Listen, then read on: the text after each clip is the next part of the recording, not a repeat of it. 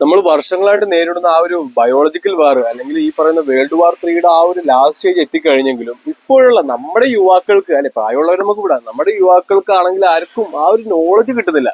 അതായത് അവരുടെ തലച്ചോറിനെ അത്രമാത്രം അവർ കൺട്രോൾ ചെയ്ത് കഴിഞ്ഞു. വേറൊന്നുമല്ല, നമ്മുടെ ജിയോ സിം വന്നപ്പോൾ അല്ലേ നമുക്ക് ഫ്രീ ആയിട്ടൊക്കെ തന്നു. ഇപ്പൊ അവർ ഭീഷണിയാണ് അല്ലേ, സിം കട്ട് ചെയ്യും. കാരണം വേറൊന്നുമല്ല, അൺലിമിറ്റഡ് കോൾസ്, അൺലിമിറ്റഡ് ഇന്റർനെറ്റ്. വേറൊന്നുമല്ല, അൺലിമിറ്റഡ് കോൾസ് എന്ന് പറയുമ്പോൾ അൺലിമിറ്റഡ് ആയിട്ട് നമ്മുടെ ഫോണ് നമുക്ക് ഇവിടെ കീപ്പ് ചെയ്യാൻ സാധിക്കും. അപ്പൊ അൺലിമിറ്റഡ് ആയിട്ട് റേഡിയേഷൻ നമ്മുടെ തലച്ചോറിലായിട്ട് ഇഞ്ചെക്ട് ചെയ്യാൻ പറ്റും. പിന്നെ ഇന്റർനെറ്റ്, വൈഫൈ അല്ലെ, എല്ലാ വീട്ടിലും ഇപ്പൊ വൈഫൈ ആണ്. അപ്പൊ എന്താ കാര്യം, കംപ്ലീറ്റ് ഈ ബോഡിയിൽ ഇങ്ങനെ റേഡിയേഷൻസ് സർക്കുലേറ്റ് ചെയ്തുകൊണ്ടിരിക്കുന്നത്. അപ്പൊ ഇത് തന്നെയായിരുന്നു ആ ഒരു ബയോളജിക്കൽ ഏറ്റവും പീക്ക് സ്റ്റേജ്. അല്ലെങ്കിൽ വിഡിത്തരങ്ങളായുള്ള റീൽസിനും യൂട്യൂബ് വീഡിയോസിനും എല്ലാം എന്തിനും ഇത്ര പണം കൊടുത്തു. ഓക്കെ, ഇപ്പൊ അവർ പറയുന്നുണ്ട് ഇനി അങ്ങനെ പണം തരില്ലെന്നും പറയുന്നുണ്ട്. അപ്പൊ എന്താണ് ആ ഒരു അഡീഷൻ? ഇത് ആ ഒരു ഇനിഷ്യൽ സ്റ്റേജിൽ ആ ഒരു പ്രവാസികൾ അവിടെ പോയിട്ട് കുറെ പണം ഉണ്ടാക്കി തിരിച്ചു വരുമ്പോൾ ഗൾഫുകാർക്ക് ഉണ്ടായ ഒരു വിലയുണ്ട്. അത് തന്നെയാണ് ഇപ്പോൾ ഉണ്ടായിരിക്കുന്ന ഈ യൂട്യൂബേഴ്സിനും കാര്യങ്ങൾക്ക് എല്ലാവർക്കും ഉണ്ടായിരിക്കുന്നത്.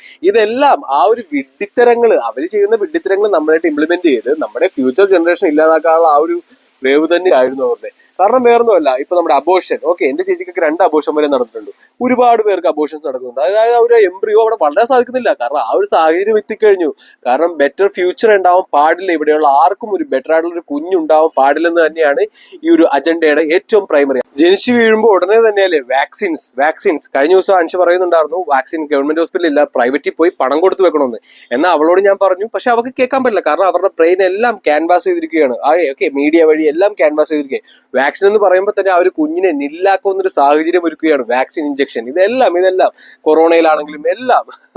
പക്ഷെ ഇതെല്ലാം അവരുടെ അജണ്ടയാണ്. ഒരിക്കലും നമുക്ക് പറഞ്ഞു മനസ്സിലാക്കി തരാൻ പറ്റില്ല. അതുകൊണ്ടാണ് പറയുന്നത്, റിലാക്സ് ഫോഴ്സിനെയും യൂണിവേഴ്സൽ ഹ്യൂമാനിറ്റി കിങ്ഡത്തിനെയും പരിപൂർണമായിട്ടും വിശ്വസിക്കുന്ന ആൾക്കാരെ മാത്രമേ ഞങ്ങൾ സംരക്ഷിക്കുകയുള്ളൂ. കാരണം ഒരിക്കലും ഞങ്ങൾക്ക് നിങ്ങളുടെ തലച്ചോറിന്റെ ഉള്ളിൽ കയറി നിങ്ങളെ ക്ലെയിം ചെയ്യാനോ അല്ലെങ്കിൽ നിങ്ങളെ സംരക്ഷിക്കാനുള്ള ബാധ്യത ഞങ്ങൾക്കില്ല. ഓക്കെ, അപ്പൊ അതുകൊണ്ട് തന്നെ ഞങ്ങൾ നിൽക്കുന്നത് ഇവിടുത്തെ നേച്ചർ, അതോടൊപ്പം ഞങ്ങളെ അഭയം പ്രാപിക്കുന്ന ആ ഒരു കുടുംബത്തിനെ മാത്രമായിരിക്കും ഞങ്ങൾ സംരക്ഷിക്കുന്നത്.